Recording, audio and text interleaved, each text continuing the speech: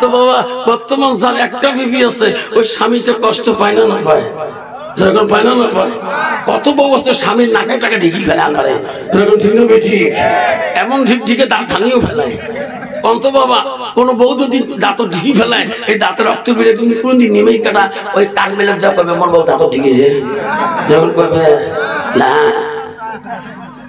কবি কেমন মজা বুঝলাম নাই কয়া বেড়া তুই কেমন খেলা বেশ পাবো বললাম ঠিক না ঠিক বাবা নারী কয় প্রকার জানেন নারী হলো 4 প্রকার হস্তানি কদমনি সাংখিনী লোহাজনী নারীকে বিয়োগ রাসূল বলছেন নবী বলছে নারীকে বিবাহ করতে হলে নারীর গুণ দেখে বিবাহ হুজুর 1 নম্বর গুণ কি মেয়েটা যতই ডিগ্রি কোয়ালিফিকেশন হোক না কেন 1 নম্বর গুণ দেখো মেয়েটার ভিতরে আল্লাহর কোরআন ইলম আছে কিনা জোরে কথা সুবহানাল্লাহ 2 নম্বর গুণ দেখো মেয়েটাকে বিবাহ বন্ধন করতে হলে তাদের বংশের দিকে তাকান মেয়েটার বংশের মধ্যে আল্লাহ ওয়ালা মুত্তাকিন পরহেজগারী লোক আছে কিনা মুসলমান তো ওটা দেখে না মুসলমান দেখে নগদ কত রাহি কত জোরে কথা ঠিক না ঠিক তো বউটি দিতে না হবে তা কি হবে ঠিক না ঠিক সেজন্য বল দিনতে একটি কতবার সাবে একই লিপস্টিক ফিবিস্টিক আরো কত তিষ্টি ওটপালি ছোটপালি আরো কত পানি রাস্তা দিয়ে গেলে চেনা যায় না মুসলমানের নিয়ে বলে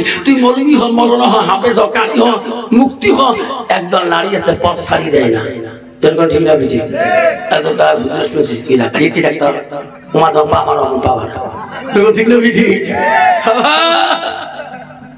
নারী কত বাবারি বাবা ওয়াজ করে গেছিলাম বাড়ির বড় বেটা হাউলির থেকে সকালে 9টা ক্লাস বাইককে নিয়ে খালি কাপ ধাপ করিয়া গাছ খেয়া বাড়ির থেকে পুরো 1/2 কিলোমিটার বিড়ি ধাও মহিলার গ্রুপ জমা লাগছে তো কিন্তু তো আমার গ্রামের গ্রুপ যাই করে সামনে যা মারলুম ডিসপ্লেতে খাসাও করে বাইক খেয়াল খুব গুলেমে চোটকে হুজুকে ব্রেক মারে এরা দেহ একটা করে সাধন দেখলে মাথা কাম করে না এটা তো ভাবি ভিডিও এত সাজ শিখে দা ভাবি তো ভিডিও মানে এত সাধন ক্যামেরায় তোমার সেই খারাপ ভিডিও দেখে আমার শখ নাই দেখছে আল্লাহ ভাবি ভাই মারা যাওয়া 12 থেকে 13 বছর হল এমন কিন্তু কোনদিন সাজি বেড়েস নি আজকে এত সাজছি এত আলে মানুষ সেই খারাপ জানেন আমার সাজগুলো না পাই ভাবি এইভাবে তো সাজা তোমার ও ভিডিও মানুষ তোমরা কে লেখা যা করে তাকে জানেন না আমার একটা গ্রুপ আছে 2 গ্রুপের লিটার কোন গ্রুপ কয় বন্ধন গ্রুপ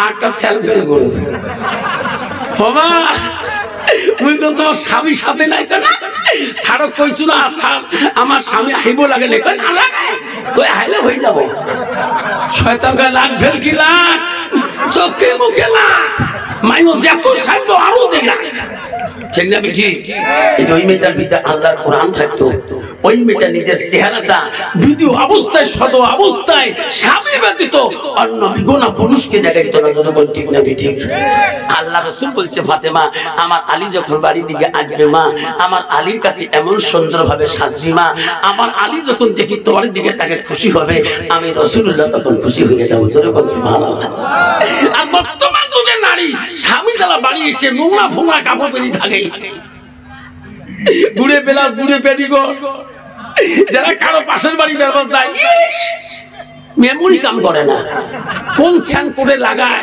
রাস্তার চালা লেখান বাড়ায় নিকেশ নেয় তাই গেলে ঠিক না ঠিক মা বলে না কেন কই কাজ করেন আল্লাহ রাসূল তো বলি গেলেন তোমার চেহারাটা তোমার সৌন্দর্যটা ও মা নবীজি 3 নম্বর বিবি ছিল হযরতে মা আয়েশা আম্মাজান মা রে তুমি জানলি না আয়েশা কোন বংশের নারী আয়েশা ছিল মদিনা রাষ্ট্রপতির মেয়ে মদিনার প্রথম খলিফাতুল মুসলিম আবু বকর কন্যা হযরতে মা আয়েশা ও মা আয়েশা 7 থেকে 9 বছর বিছরে বতেরা নবীজির সাথে বিবাহ হয় মা আয়েশা তো রূপবতী ছিল মা আয়েশা তো সৌন্দর্য ছিল হালকা পাতা নারী ছিল মা হযরতে আয়েশা ছিল একটা কোরআনের হাফেজা সুবহানাল্লাহ কিন্তু বর্তমান যুগের জামানার নারীরা হলো ঝগড়ির হাফেজা ঠিক না ঠিক কি ঝগড়া করে রে বাপ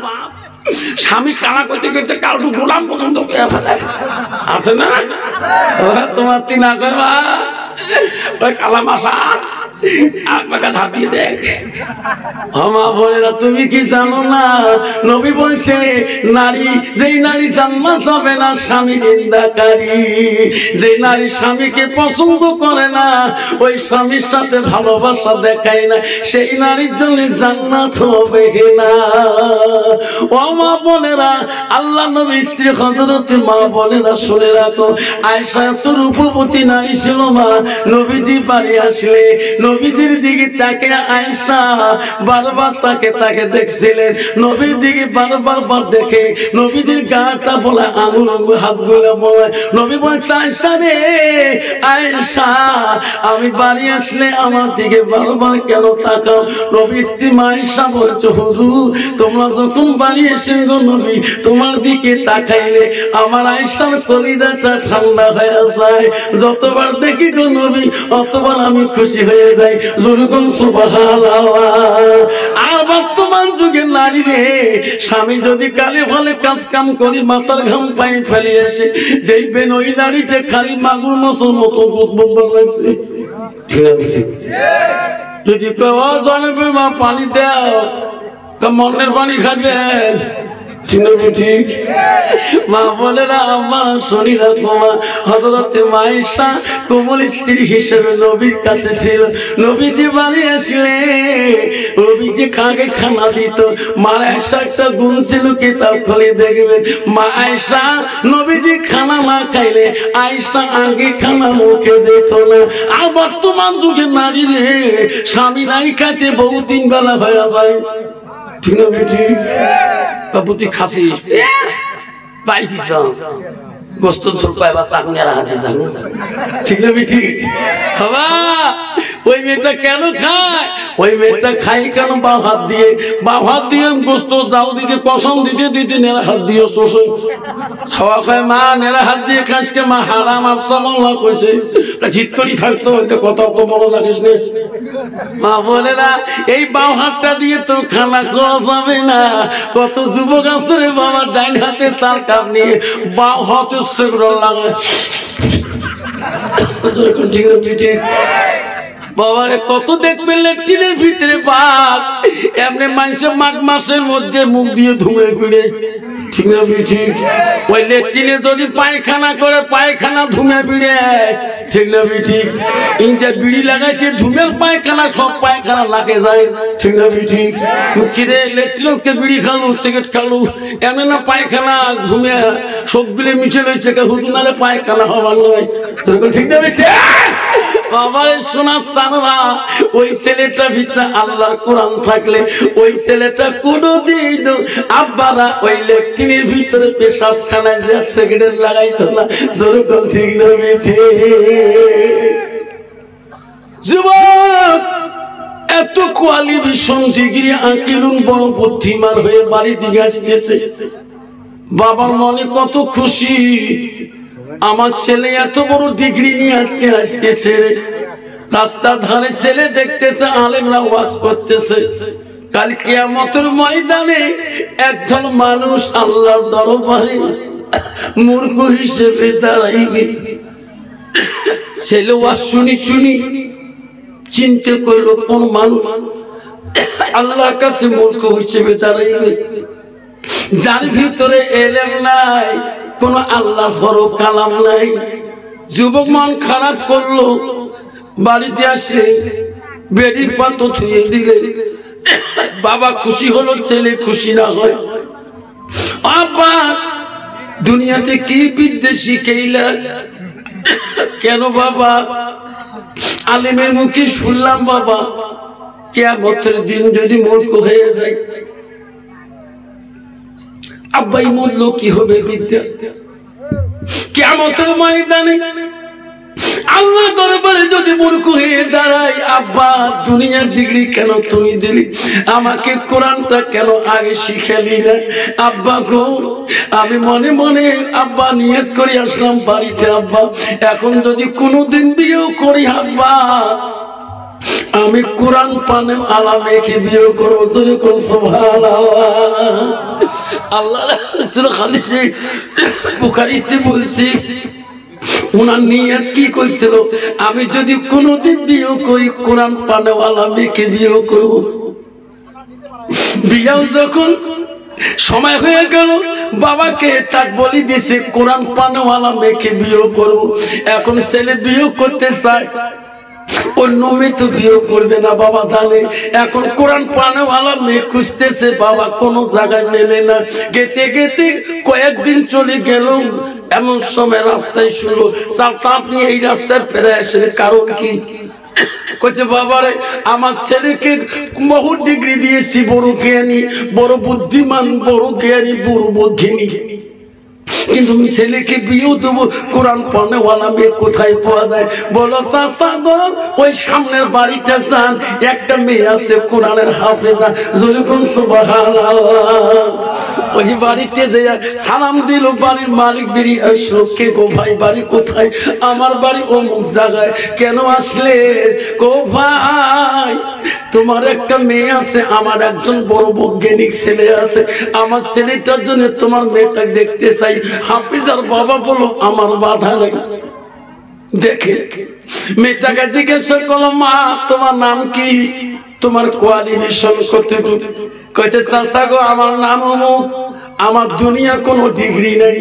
ও চাচা এই কোরআনের মধ্যে 114টা সূরা আছে, 6666 আয়াত আছে। চাচা এই ডিগ্রিটা আমার কাছে আছে, আপনি কোরআনটাকে 114টা সূরার ভিতরে যা পড়বেন আমি তাই পড়ে দেব। যেরকম সুবহানাল্লাহ। ছেলের বাবা বলছে আমি কোরআন পড়তে পারি না, আমি কুণ্ডলী ধরি, ঠিক না? ঠিক।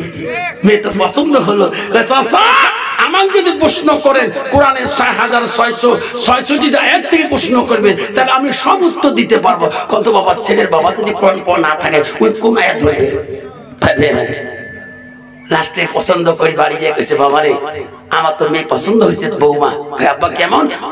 অত্যন্ত কোরআনে হাফেজা, 114টা সূরা মুখস্থ, 6666টা আয়াত উনি মুখস্থ দিতে পারে। আব্বা আজকে মোহরনা চুক্তি করি, কালকে আমি বিয়ে করে আনবো। বজ্ঞানী বড় খুশি হয়ে গেলে বিয়ে করতে গেল। বাবা ছেলে মাংস সব সাথে নিয়ে চলে গেল, মেয়েকে বাড়িতে নিয়ে আসলো। সে কোরআনের হাফেজা, আর একটা জ্ঞানী দুনিয়ার বৈজ্ঞানিক মানুষ কোরআনে হাফেজা আনলেন। রাত্রিকালে বাসর ঘরে তার স্ত্রী বা কোরআনে হাফেজা চলে যাবে, স্বামীর সাথে বাসরে গল্প করবে, হাতে একটা গুইয়ার বাসন নিয়ে, গুইয়ের একটা পেয়ালা নিয়ে ঘরের দরজা দিয়ে বলল, আসসালামু আলাইকুম ওয়া রাহমাতুল্লাহি ওয়া বারাকাতুহু। স্বামী বলল, ওয়ালাইকুম আসসালাম। বিবি রে তোর এত সুন্দর কণ্ঠ শুনে সালাম আমার কলিজা তুমি কারি নিলি। দেখুন সুবহানাল্লাহ। বিবি আমার জীবনে কত পড়াশোনা করলাম, আজকে সালামে তুমি আমার কলিজা টাকারি নিলে রে বিবি। বিবি আসো আমার কাছে আসো। বিবি সালাম দিয়ে কোরআনে হাফেজা গো, স্বামীর মর্যাদা জানে। স্বামীকে স্বামী বলো, বিবি রে এই বাসর ঘরে আমি তোকে 2টা প্রশ্ন করবো, 3টা প্রশ্ন করবো, জবাব দিতে হবে, তারপরে গল্প করবো। বিবি বলছে, স্বামী গো আমাকে যদি প্রশ্ন করতে চান, তোমার বাবাকে আমার কোয়ালিফিকেশন সম্বন্ধে জানিয়ে দিছি। ও স্বামী এই কোরআনে যত আয়াত আছে 114টা সূরা আছে, ওখান থেকে প্রশ্ন করবেন, আদার্স কোন কিতাব থেকে প্রশ্ন করবেন না। বিবি আমি অন্য প্রশ্ন করব না। ও বিবি রে আমি যে তোর স্বামী হইলাম, এত বড় একজন জ্ঞানী বুদ্ধিমান, আমি একজন আকিল। ও বিবি আমাকে পছন্দ করো। আলহামদুলিল্লাহ। ও বিবি আমার বাড়িতে আসলা, আমার মা বাবা কেমন লাগলো? আমি গো আমার মা বাবার থেকে তোমার মা বাবা এত সুন্দর গো। ও স্বামী আর কি প্রশ্ন আছে? ও বিবি রে আমার বাড়িতে তুমি আসলা, আমার বাড়িটা কাল থেকে তোমার কাছে কেমন লাগলো? কইছে আলহামদুলিল্লাহ। স্বামী গো আমার বাড়ির থেকে তোমার বাড়িটা কত গুণে ভালো। সুবহানাল্লাহ। স্বামী আর প্রশ্ন আছে? না। কোরআনে হাফেজা মেয়েটা বলছে, স্বামী এখন আমি তোমাকে প্রশ্ন করবো, তারপরে গল্প করতে হবে। তুমি আর কি প্রশ্ন কর, তোমার তো কোনো ডিগ্রি নেই, ভালো কি প্রশ্ন? স্বামী আমার 1 নম্বর প্রশ্ন হলো, তোমার জীবনে যত কিতাব পড়েছে ও স্বামী, ওই কিতাবগুলা যদি একত্র করা হয়, কোন কিতাবটা তোমার জীবনের উপরে, ওই কিতাবের উপরে রাখিলে আল্লাহ খুশি হবে, আল্লাহ রাসূল পর্যন্ত খুশি হবে, সেই কিতাব বইটার নাম বলেন। অজ্ঞানী বলছে বিবিরে, পৃথিবীর সব কিতাব ওই উঁচু নিচু করা যায়, কিন্তু আল্লাহর কোরআন যদি উপরে রাখা হয় আল্লাহ খুশি হবে, নবী বড় খুশি হবে, সেই কিতাবটা না হলো কোরআন। সুবহানাল্লাহ। স্বামীর সঠিক উত্তর। 2 নম্বর প্রশ্ন কি? ও স্বামী, আপনার জীবনে যত কিতাব পড়েছে কোন কিতাবটা তোমার জীবনের কিতাবে নিচে রাখলে আল্লাহ নারাজ হবে, আল্লাহ রাসূল পর্যন্ত গুসা হয়ে যাবে, সেই কিতাবটার নাম বলে। বৈজ্ঞানিক বলছে বিবিরে, পৃথিবীর সব কিতাবের নিচে আল্লাহর কোরআন যেতে পারে না, আল্লাহ নারাজ হয়ে যাবে, নবী পর্যন্ত নারাজ হয়ে যাবে। ও বিবি ওটা হলো আল্লাহর কোরআন। স্বামী কোরআন নিচে না যায়, না আমি তো কোরআন হাফেজা, এখন আপনি আমার কথা মতে চলবে না, আমি তোমার কথা মতে চলবো, ঠিক না? ঠিক। কোরআন তো নিচে যায় না। বিবিরে জবাব দেব, তোমার বাবা কালকে বিয়ের আগে একটা কোরআন দিয়েছিল, কোরআনটা আমার হাতে দিবেন? না না স্বামী, আপনি পাগলা না পাক, আমি আল্লাহর কোরআন তোমার হাতে দিতে পারবো না, ওটা আমার ছাত্র জীবনে হেফজি কোরআন। আমার আব্বা ছোটখানে কোরআনটা কিনে দিয়েছে, বিয়ের রাতে আমার যৌতুক দিয়েছে। স্বামী ওই কোরআন যদি হাতে নিতে চান আপনার এখন গোসল করতে হবে, ওযু বানাইতে হবে, তার আগে আমি তোমার হাতে কোরআন দেব না। বৈজ্ঞানিক বিবি, আমি এখনই উযু করব, আমি এখনই গোসল করে আসবো, আমি কোরআনটা হাতে নিয়ে তোমাকে একটা কথা বলতে চাই। গোসল করে আসলো, উযু বানাইলেন। বিবিরে আমি গোসল করলাম, উযু করলাম, এখন কোরআনটা দিবি কি? এই যে স্বামী কোরআন নেন, কোরআন নেন, কোরআনটা হাতে নিয়ে বৈজ্ঞানী কসম করলো, বিবি খোদার কসম করে বললাম তুমি আমার বাড়িতে থাকো, আমার বাবা খিদমত করো, নামাজ পড়ো, দোয়া করবা, আমি তোর মতন যতদিন এই কোরআনের হাফেজ হব না অতদিন আমি বাড়ি ফিরবো না। সুবহানাল্লাহ। কোরআন নিয়ে চলে গেলেন। বিবি আমি 24 ঘন্টার ভিতরে কোরআনে হাফেজে আসবো। বিবি কয় যার আমি দোয়া করব। এখন কোরআন নিয়ে যে মাদ্রাসায় যায়, হুজুর হাফেজ বানা দাও, কালকে বাড়ি যাবো। হুজুর কত সহজ করে বাড়ি দাও, ঠিক না? ঠিক। কয় কি আমি তো কথা দিই 24 ঘন্টা হাফেজ হবো। বিবি তুমি থাকো, 24 ঘন্টা তোর মতো হাফেজে আসবো। আর এক মাদ্রাসা যায়, এই যাচ্ছি, কত সহজ, 10 বছর হবার না, আমি 80 হাফেজ হয়। এমন করি করি পাগলা হয়ে গেল। পৃথিবীর একজন যুবক ছিল রে, বাদশাহ হারুন রশিদের মাদ্রাসায় যে বলছে, ওস্তাদজি আজকে আপনি কোরআন পড়বেন, আমি শুনবো না, আমি পড়বো আপনি শুনবেন। উস্তাদকে আজকে আসেন, মনে কোরআন পড়বে, ধরবে কই খিড়ে, হ্যাঁ তোর বাড়ি করে পড়াইতে পড়াইতে বুড়ি হয়ে গেল। মোহে হুজুর তোমরা পড়বেন, মুই শুনিম নাকি? কন্ত বাবা হুজুর অবস্থা টাইট হবে না। এই বেটার নাম কি? কেমন নাম? আব্দুল কাদের জিলানী। বাড়ি কোথায়? জিলান শহরে। বাবার নাম কি? আবু সালে জঙ্গি মুসা।